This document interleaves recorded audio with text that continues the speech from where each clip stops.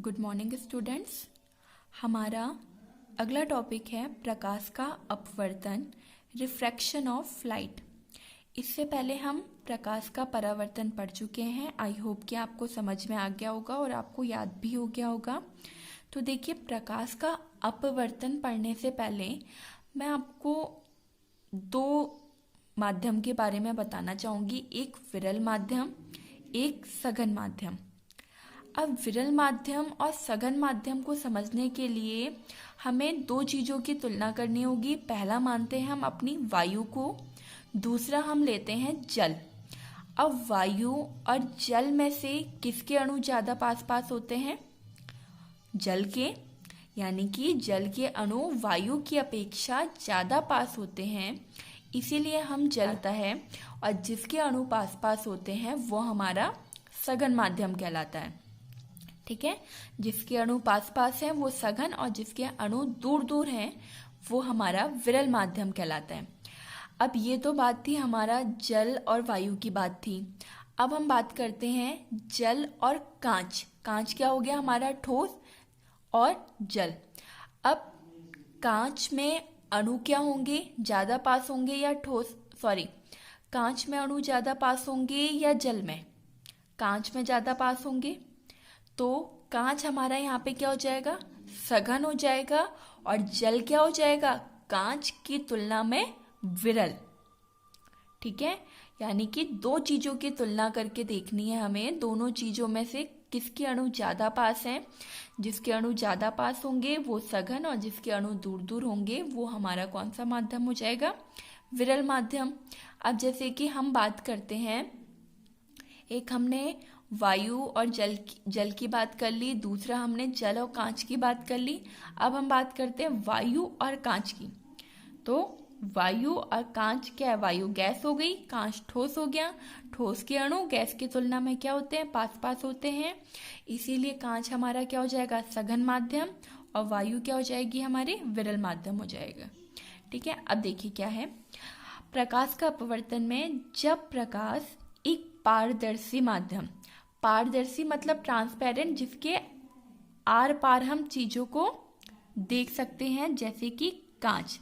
जब प्रकाश एक पारदर्शी माध्यम से दूसरे पारदर्शी माध्यम में प्रवेश करता है तो दूसरे माध्यम में जाने पर प्रकाश अभिलंब की ओर अथवा अभिलंब से दूर हट जाता है।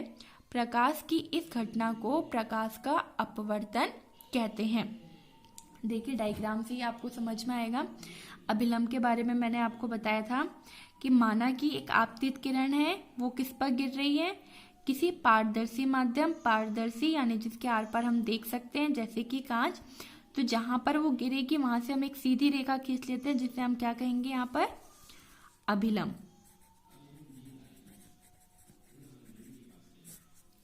ठीक है, तो जब प्रकाश किसी पारदर्शी माध्यम में जब कोई आपतित किरण किसी पारदर्शी माध्यम पर गिरती है तो वो अभिलंब की ओर या अभिलंब से दूर हट जाती है। देखिए, जब प्रकाश गुजरेगा तो इसको कैसे जाना चाहिए? सीधे ऐसे डैश लाइन में जाना चाहिए ना, लेकिन ये सीधे ना जाके इस अभिलंब रेखा की ओर झुक जाता है, या इस अभिलंब, ये जो सीधी जानी चाहिए, सीधी ना जाने के बजाय इस अभिलंब रेखा से दूर हट जाता है। तो जब प्रकाश किसी पारदर्शी माध्यम से गुजरता है तो अभिलंब की ओर या अभिलंब से दूर हटने की घटना ही क्या कहलाती है? प्रकाश का अपवर्तन कहलाती है। अब देखिए, अब अभिलंब की ओर कब आएगा और अभिलंब से दूर कब हटेगा? जब प्रकाश विरल माध्यम से सघन माध्यम में आता है तब वो अभिलंब की ओर झुकता है। विरल हम यहाँ पे मान लेते हैं क्या है? हमारी वायु। और सघन क्या मान लेते हैं? कांच। कि वायु से आपतित किरण जो है हमारी वो कहाँ आ रही है? वायु से कांच में प्रवेश कर रही है, तो वो अभिलंब की ओर आ गई। अब यही यदि प्रकाश हमारा सघन माध्यम से विरल, सघन मान लो हमारा कांच, विरल मान लिया वायु। तो जब प्रकाश किसी सघन माध्यम से विरल माध्यम में प्रवेश करती है तो वो अभिलंब से दूर हट जाती है, यानी कि इसको डेडस लाइन से आगे बढ़ना चाहिए, लेकिन ये डेडस लाइन में आगे ना जाने के बजाय क्या होती है, अभिलंब से दूर हट जाती है। तो ये वाली चीज आप लोग याद करेंगे कि जब प्रकाश विरल से सघन में जाता है तो अभिलंब की ओर झुकता है, और जब प्रकाश सघन से विरल में जाता है तो अभिलंब से दूर हटता है। आने वाली किरण हमारी क्या कहलाती है, आपतित किरण, और टकराकर, यानी कि जब माध्यम से क्या होती है, वो गुजरती है, तो उसके बाद वो किरण क्या कहलाती है, अपवर्तित किरण। आपतित किरण, अपवर्तित किरण। अब अभिलंब और आपतित किरण के बीच में बनने वाला कोण कहलाता है आपतन कोण, और अपवर्तन और अपवर्तित किरण, अभिलंब और अपवर्तित किरण के बीच बनने वाला कोण क्या कहलाता है, अपवर्तन कोण। आपतन कोण, अपवर्तन कोण। ठीक हो गया। अब देखिए क्या है अपवर्तन के नियम। अपवर्तन के भी 2 नियम है। इसमें से स्नेल का नियम तो बहुत इंपॉर्टेंट है, पेपर में बहुत बार पूछा भी गया है। ठीक है।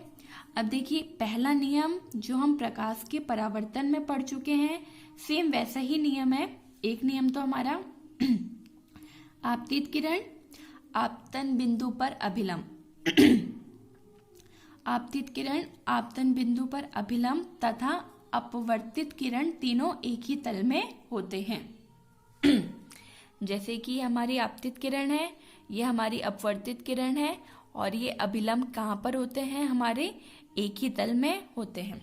सेकंड जो इम्पोर्टेंट है, जिसको हम स्नेल का नियम भी कहते हैं, आपतन कोण की ज्या तथा अपवर्तन कोण की ज्या, यानी कि ये आपतन कोण की ज्या और ये अपवर्तन कोण की ज्या, आपतन कोण की ज्या तथा अपवर्तन कोण की ज्या का अनुपात नियतांक होता है, यानी sin i upon sin r is equal to नियतांक।